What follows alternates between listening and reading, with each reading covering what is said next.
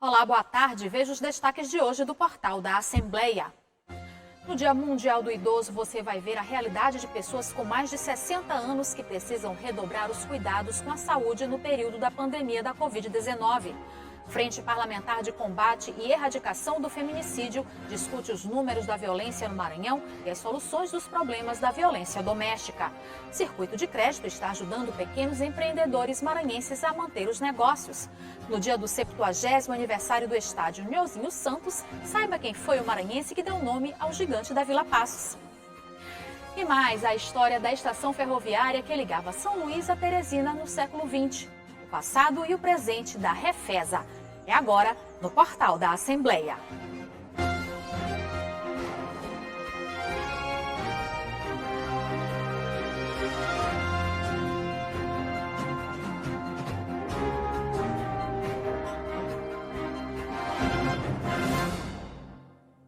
Hoje é o Dia Mundial do Idoso. A data é fundamental para reforçar a importância da proteção a esse público e principalmente para reavaliarmos a nossa atitude com relação às pessoas acima dos 60 anos.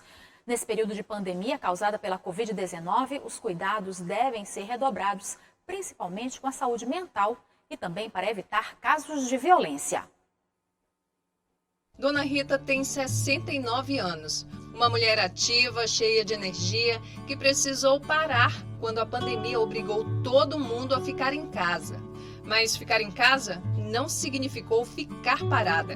Ela manteve as atividades em dia para não correr o risco de cair em depressão, até aos poucos poder voltar à normalidade. Se eu parar de me movimentar, eu sinto mal-estar nas pernas, tá entendendo? Fica pesada, é ruim para me levantar e com essas aulas não, a gente fazia as aulas, eu também faço academia, mas também tudo isso parou e ficou tudo online, entendeu? Aí eu assistia tanto na academia, aula de dança, e pela UNIT, aula de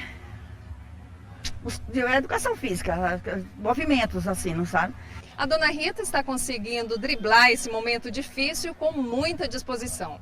Mas a pandemia impôs um confinamento rigoroso aos idosos, por se tratar de um grupo de risco. O isolamento trouxe problemas sérios de saúde, como ansiedade, por exemplo. Ou tristeza. Para a dona Maria Alice, o isolamento também provocou angústia e medo. É muito difícil, a gente não pode sair de casa, não pode receber visita, não pode fazer visita. Ela tem 65 anos e comorbidades que aumentam os riscos diante da Covid-19 e que preocupam a família. Ela é diabética, ela é hipertensa e ainda tem a depressão que se agravou nesse período da pandemia. Ela perdeu amigos queridos para a doença, não pode sair de casa, não pode receber visita, o que faz com que ela fique mais restrita, né, ao contato com as outras pessoas, ao convívio com a própria família. Além disso, o próprio acompanhamento médico dela, que ela tem que fazer periodicamente, foi interrompido, porque a gente tem medo de levá-la para qualquer lugar fora de casa, e aí está tudo muito mais difícil. Uma pesquisa da Associação Americana de Psiquiatria Geriátrica apontou que 20% da população acima dos 55 anos tem algum problema de saúde mental. Além da ansiedade, outras questões ligadas à velhice também são afetadas neste período de pandemia. O fenômeno do envelhecimento envolve fatores sociais, culturais, biológicos, que aumentam o risco de ocorrência de problemas de saúde mental, como depressão, como ansiedade, como melancolia, como dor. E todos esses aspectos estão ligados à qualidade de vida do nosso paciente idoso. De maneira que, em tempos agora de pandemia, onde nós temos uma situação de restrição e uma situação de isolamento social, muitos idosos se colocam em uma posição de fragilidade. Ou seja, esses idosos estão fazendo menos atividade física, eles estão se deslocando menos para outros lugares, estão vendo menos pessoas. Flexível, para outros, os cuidados continuam.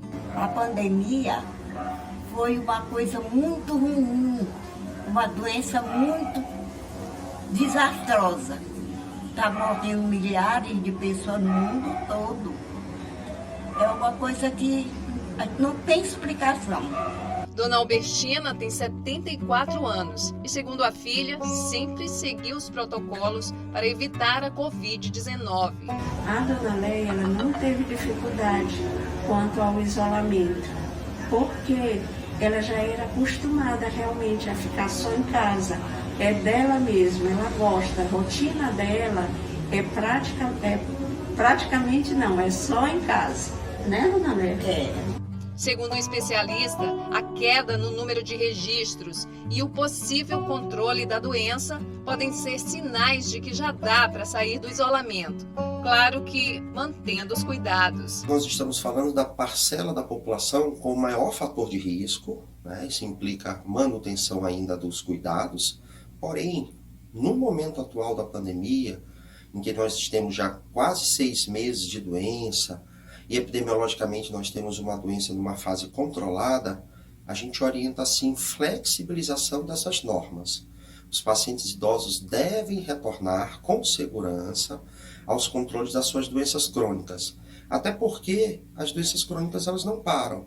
E a gente tem observado, por exemplo, pacientes que estão com as suas hipertensões mal controladas, o diabetes descompensado, os pacientes portadores de doenças cognitivas, eles estão com as medicações às vezes em falta, isso pode ocasionar distúrbios que a gente chama de comportamentais. Então, nesse momento, a gente orienta a flexibilização e os pacientes devem sim retornar aos seus médicos assistentes de rotina. Até porque ficar em casa, em alguns casos, pode trazer outras consequências. De acordo com a Defensoria Pública do Estado, entre abril e maio foram registrados 36 atendimentos envolvendo situações de cárcere, violência física, violência psicológica, abuso financeiro, negligência, abandono e autonegligência contra os idosos. Segundo o defensor público Cosmo Sobral, mesmo no período crítico da pandemia no estado, medidas foram tomadas para manter o atendimento. Os nossos idosos, as nossas idosas, eles podem contar com o serviço da Defensoria Pública. Pode, seja o agendamento de forma remota, seja por meio do encaminhamento do Disque 100, seria uma possibilidade.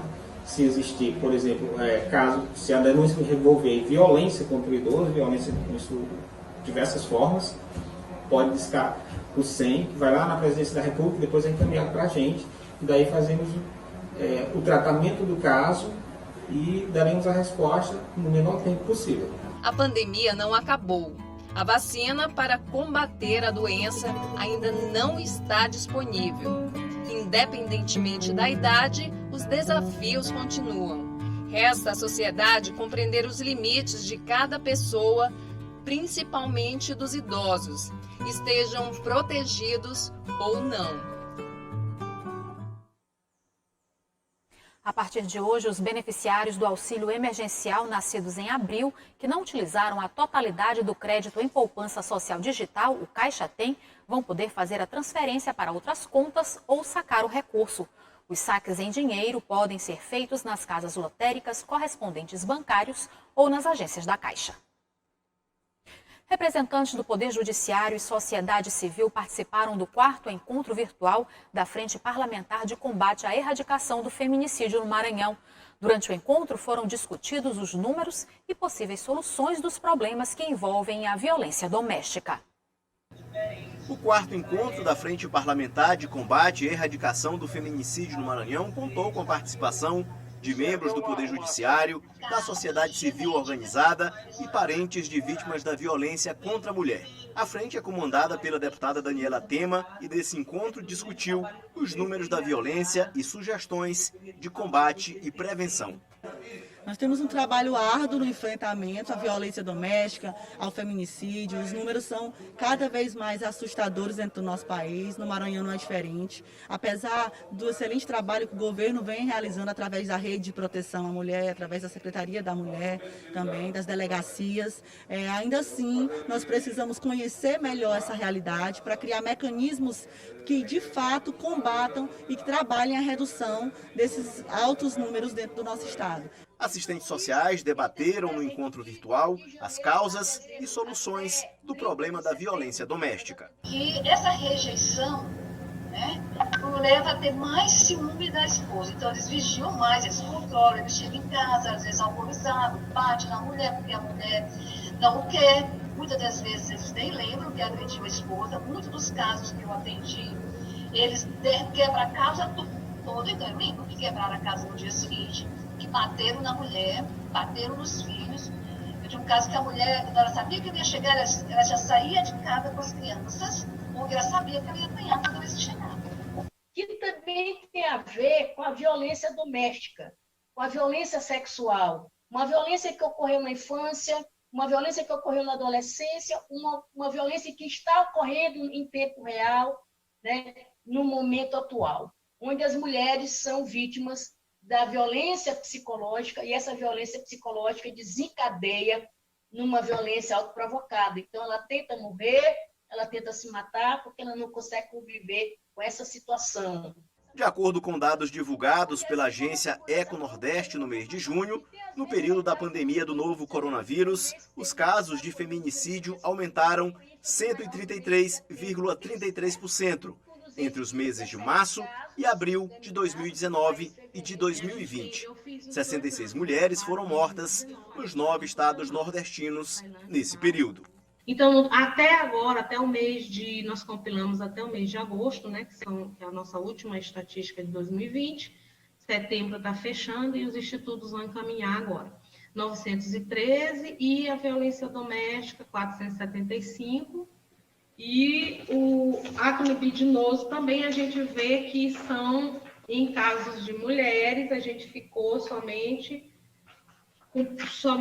com 7 esse ano ainda. Aumentou um pouquinho, né, em relação ao ano passado. Carol Costa, irmã de Mariana, que foi vítima de violência e feminicídio em São Luís, destacou a importância de combater a violência no Maranhão.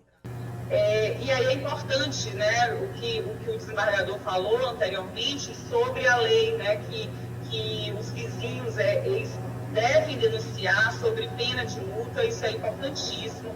Eu, recentemente, isso não tem nem 15 dias, eu inclusive postei nas minhas redes sociais, eu estava em casa jantando, as minhas filhas subiram, mãe, está tendo uma violência, a mulher está pedindo ajuda e ninguém fez nada. E 2 crianças, uma de 14 anos e uma de 15 anos, fizeram a denúncia. Chegaram lá, polícia e tudo, eu desci, elas deram conta do recado, porque por isso que é importante a informação. Quando elas falaram que não ia sair, isso eu estou falando das minhas filhas e minha sobrinha, não iam sair do local, e enquanto a polícia militar não entrou no condomínio para tirar aquela vítima daquela situação de violência, aquelas crianças, não são mais crianças, são adolescentes, não saíram de lá. E veja no próximo bloco quem foi o maranhense que popularizou o futebol no Maranhão e deu nome ao principal estádio de São Luís. E veja também o passado e o presente da Refesa, a história da estação ferroviária que ligava São Luís a Teresina. O portal volta já.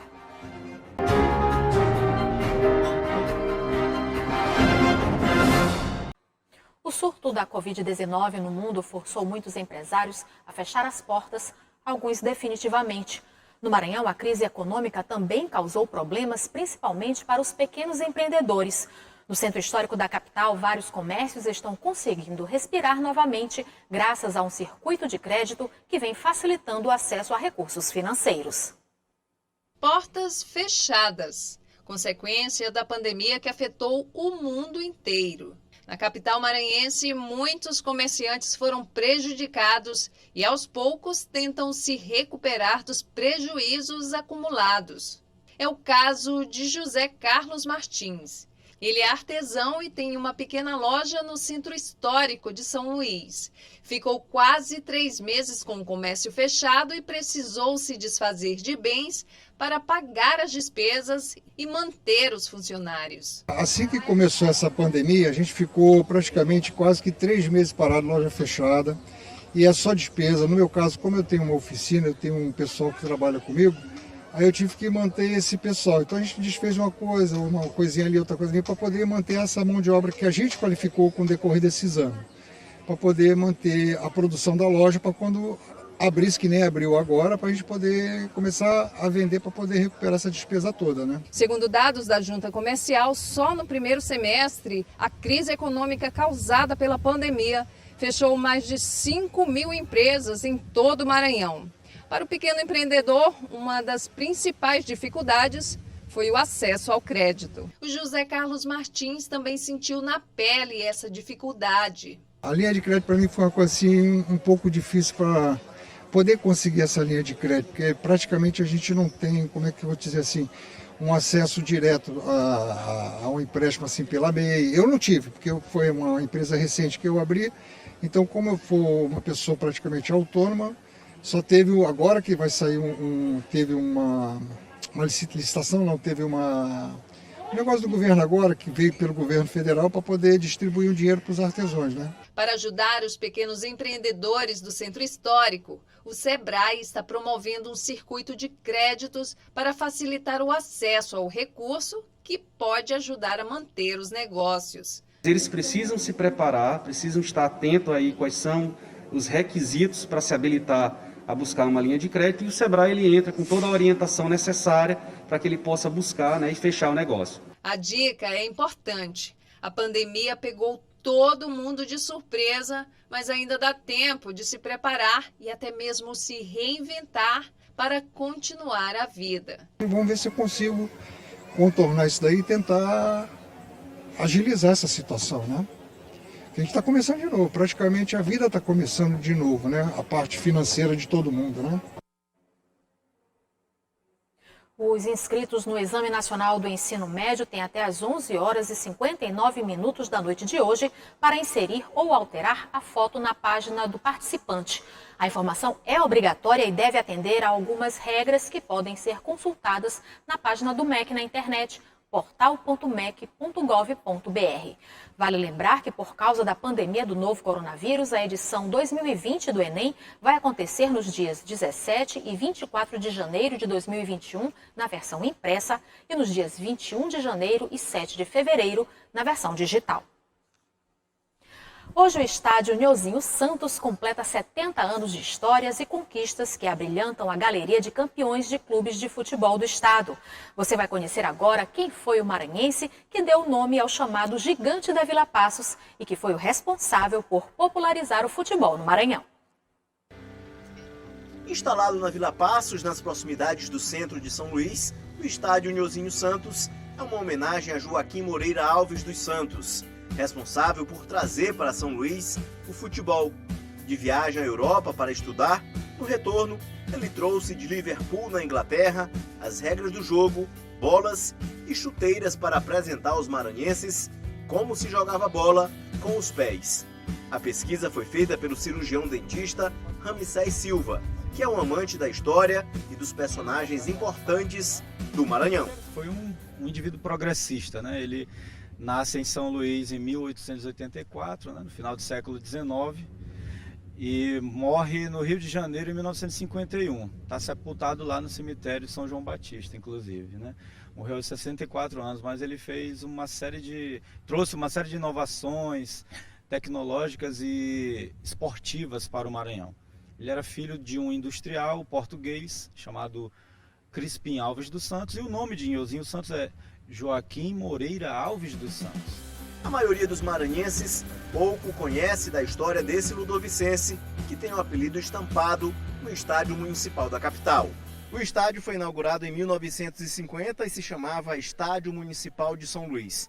Com a morte de Nhozinho Santos em 1951, o vereador Walter Bessa propôs a alteração do nome do estádio para o nome que conhecemos há 69 anos. Se o estádio está situado, o nome dele está situado, ele deve ter sido um jogador de futebol, ou um escritor do Maranhão, ou um poeta. Está situado nessas três profissões. A pesquisa feita pelo Ramsés Silva resultou num livro lançado no ano passado, que conta também o pioneirismo de Nhozinho Santos para o automobilismo maranhense, quando trouxe o primeiro carro para São Luís. O modelo Speedwell causou alvoroço na capital quando chegou de navio. Quando ele retorna de Liverpool, né, em 1905, num navio a vapor, ele traz na sua bagagem não só o primeiro automóvel do Maranhão, mas ele traz bolas, apitos, uniformes e as regras do futebol. Então ele introduziu no Maranhão, nessa primeira oportunidade, ele introduziu o automóvel e, ao mesmo tempo, o futebol no Maranhão. Além do futebol e do automobilismo, o Nhozinho Santos foi pioneiro também em concurso de tiro ao alvo, remo, criquete, que foi adaptado aqui e é mais conhecido como bet ou tacobol. A primeira sala de cinema também foi idealizada por ele de forma bem simples em São Luís. É muito bom saber disso através da imprensa e de outros meios de comunicação, que, assim como eu, muitas pessoas não devem saber, gostam de ir no estádio, mas não sabem. A história desse ilustre maranhense é uma inspiração para quem planejou um futuro diferente no início dos anos 1900, numa realidade complicada, anos antes da Primeira Guerra Mundial. Foi um cara visionário. Eu não posso nem dizer que ele foi um cara à frente do seu tempo, não. Eu acho que ele foi um cara do seu tempo, mas com uma visão progressista, né, de tentar alavancar o Estado, a sua terra natal, em determinados âmbitos, né? Então ele introduziu, além do primeiro automóvel, o futebol, ele introduziu o cinema, ele introduziu o tiro ao alvo, ele foi o fundador do primeiro clube recreativo do Maranhão, que foi o Fabril Athletic Club, que também funcionava lá na área do canto da Fabril. Introduziu o remo, o boxe, o cricket, que são esportes que ele trouxe, e ele vivenciou isso lá na Europa, lá na Inglaterra, e ele trouxe isso para o Maranhão.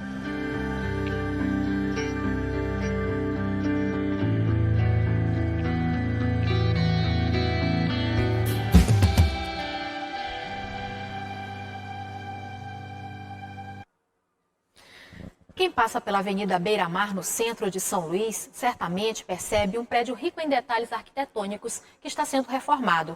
Mas muita gente não sabe que o prédio da Refesa, sede da Rede Ferroviária Federal e que ligava São Luís a Teresina, contribuiu por décadas com a atividade econômica e com a formação cultural de várias cidades maranhenses. A construção imponente erguida no centro da capital é um marco no desenvolvimento econômico e urbano de São Luís e do Maranhão. A edificação já quase centenária é testemunha de muitas mudanças. Uma delas é a forma de como pessoas e cargas passaram a ser transportadas. No século XIX, a economia do Maranhão era baseada na exportação do algodão. A produção do interior do estado chegava ao porto de São Luís por meio dos rios, em embarcações a vapor. O transporte era lento e ineficiente. Foi aí, então, que se pensou na construção de uma linha férrea. Mas somente em 1920 é que ficou construído o trecho da estrada São Luís-Teresina. 9 anos depois, foi erguida a estação Urbano Santos. Em 1930, a estação passou a ser chamada João Pessoa. O trem fazia a viagem de São Luís a Teresina e assim unia o principal centro produtor de algodão e o principal comprador, e ainda interligava os maiores núcleos urbanos maranhenses. Quem chegou a fazer a viagem guarda na lembrança momentos inesquecíveis. Mas com o fortalecimento do transporte rodoviário, as ferrovias foram perdendo fôlego, até que na década de 1980 a estação deixou de operar. Aí, de símbolo de costumes de uma época, o prédio passou a abrigar departamentos de polícia. Mas em 2014 foi iniciado o projeto de restauração para transformar o local em um complexo turístico. A responsável pelo projeto arquitetônico me mostra a obra e fala do significado em preservar esta parte importante da memória maranhense por meio da restauração de um prédio cheio de histórias. É um prédio que foi construído entre 1925 a 1929. Então, as técnicas empregadas são técnicas construtivas bastante modernas para a época. Aqui nós já encontramos concreto, nós encontramos alvenaria comum, uma espécie de amarração de laje que a gente nunca tinha visto, não conhecia, com tirantes de cabo de aço. Então, tem várias técnicas e inovações que foram empregadas na construção desse prédio. Pelas janelas, é possível revelar um novo olhar da cidade. Um detalhe na reforma é que as cerâmicas que estão sendo colocadas tiveram uma pesquisa histórica e tentam reproduzir o piso existente na construção. Outro segredo que o prédio guarda é este elevador. Ele foi o primeiro a ser instalado em São Luís. Ele será recuperado para o uso do público. Agora, com a reforma, a antiga estação ferroviária vai virar um polo de atração turística. É uma obra grandiosa, um grande presente para a cidade, né? Que vai contar com diversas atrações, né? A cafeteria, né? A sorveteria.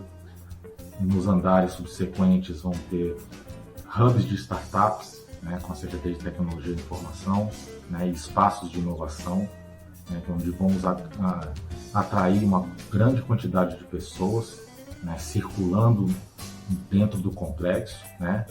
E ainda mais no segundo pavimento temos um restaurante panorâmico, onde contamos com uma das vistas mais bonitas de São Luís. O ideal é que não seja modificado, porque o projeto ele tem que ser aprovado pelos órgãos de patrimônio.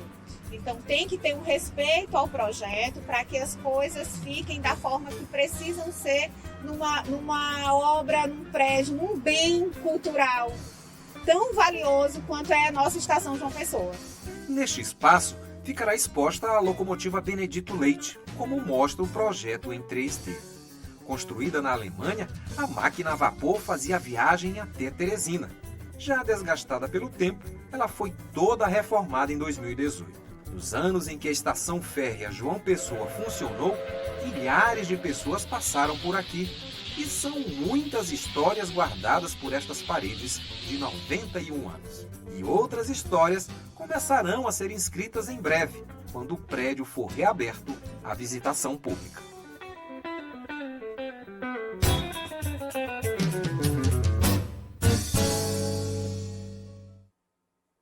E o portal da Assembleia fica por aqui. Para rever as reportagens de hoje, acesse o site al.ma.leg.br/tv.